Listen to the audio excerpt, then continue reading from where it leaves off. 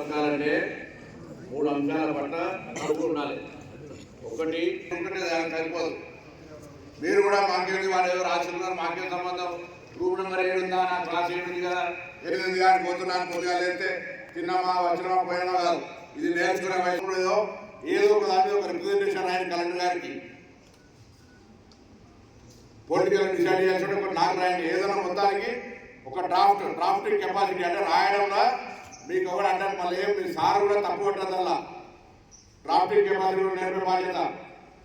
మూడోది, సమస్య ఉత్పన్నమైతే దాని నుంచి ఎట్లా అధిగమించాలి, తలకాయ వంచుకుంటూ పోతుందా, తలకాయ వంచే సమస్య పరిష్కారం అయిందా, దాన్ని ఎట్లా ఎదుర్కోవాలి. అబ్దుల్ కలాం గారు ఏం చెప్పారు, కళ కనండి, కళను నిజం చేసుకోవడానికి కష్టపడమన్నాడు.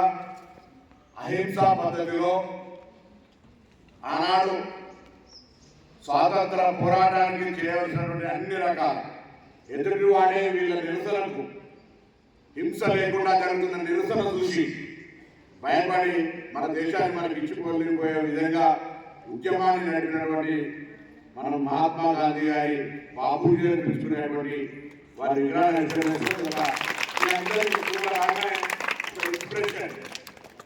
విగ్రహాలు ఎందుకు పెట్టుకుంటాం, వాళ్ళ యొక్క కీర్తి పేరు ఎందుకు రాసుకుంటాం, వాళ్ళ చరిత్ర ఈ విధంగా మనల్ని పూర్తిదాయకంగా ముందుకు నడుతుందని.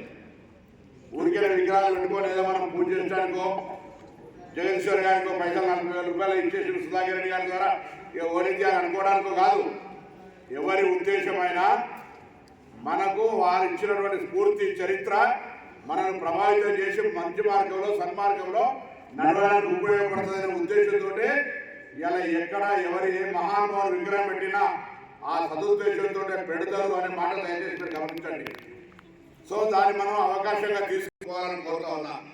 ఇవాళ మా పార్టీ లీడర్లు అందరూ వస్తుంటే నేను చెప్పిన మా ఊళ్ళల్లో పార్టీ ప్రోగ్రామ్ జై బాపు, జై భీమ్, జై సంవిధాన్ అంటే మహాత్మా గాంధీ గారు ఏం చేసినారు, రాజ్యాంగాన్ని రచించిన బాబు అంబేద్కర్ గారు ఏం చేసినారు అనేటువంటి విలువలు ఈ తరానికి తెలవాలని కొద్దిగా ఇంకో 10 ఏళ్ల తర్వాత నా తర్వాత వచ్చిన వాళ్ళు, కలెక్టర్ గారి తర్వాత వచ్చిన వాళ్ళు మహాత్మా గాంధీ అంటే ఎవరంటే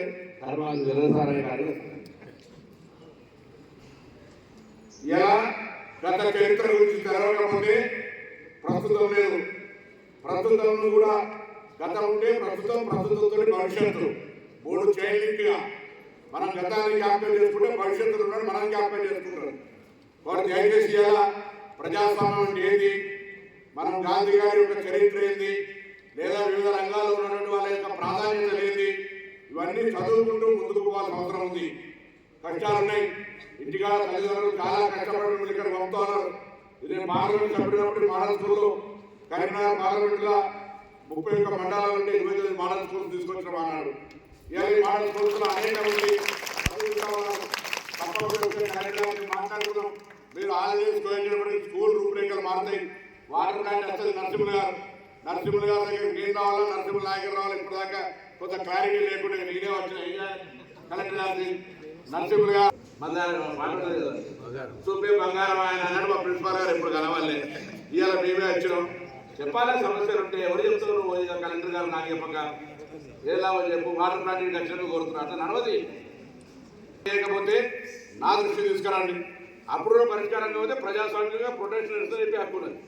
కానీ ఏం లేదు అటుగానే ఊరికే మన సముద్రాల ఆ కాలనీలో 10 ఇళ్ళు వాళ్ళని ఎవరో ప్రోగి చేస్తే ధర వేసి పిల్లలతో మేము ఇంత ముందుగా లేక కష్టపడుతుండ్రు.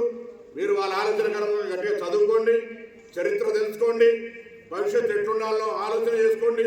ఇప్పుడున్న దాంట్లో ఊరికేనే శ్రమపడ సుఖంగా ఇంటికి పోగానే మంచి ఏదో రెస్ట్ తీసుకోవాలనేది ఇంటి పనులు ఉంటాయి. కానీ ఇంట్లో కూడా మీరు చదువుకునే టైం డిస్టర్బ్ కాకుండా చదువు అనేది కష్టపడితే ఇవాళ అందరూ కూడా పెద్ద పెద్దోళ్ళు ఉన్న దేశంలో ఉన్న వాళ్ళు, రాష్ట్రాల్లో ఉన్న అంతా ప్రభుత్వ పాఠశాలనే లేరు. ఇప్పుడు కొద్దిగా షోక్గా బస్సులలో ఎక్కి రంగురంగుల బట్టలు వేసుకొని ప్రైవేట్ స్కూల్స్ పోతున్నారు. సుధాకర్ గారు మీరు గవర్నమెంట్ స్కూల్, మీరు గవర్నమెంట్ స్కూల్, అందరూ గవర్నమెంట్ స్కూలే. కాబట్టి దయచేసి అంతా ట్రైన్డ్ టీచర్స్, చాలా క్వాలిఫైడ్ టీచర్స్. మరి ఎందుకు వాళ్ళు కొద్దిగా ఏదైనా సమస్యలు ఉంటే కూడా పరిష్కరించడం, ట్రాన్స్ఫర్లు చేసినాం, ప్రమోషన్లు ఇచ్చినాం. చక్కగా వాళ్ళు చూడు ఏం తెలియకపోతే మాకేమైతే మీకే కదా గౌరవం. జాతి తెలవాలి, అందరూ తెలవాలి.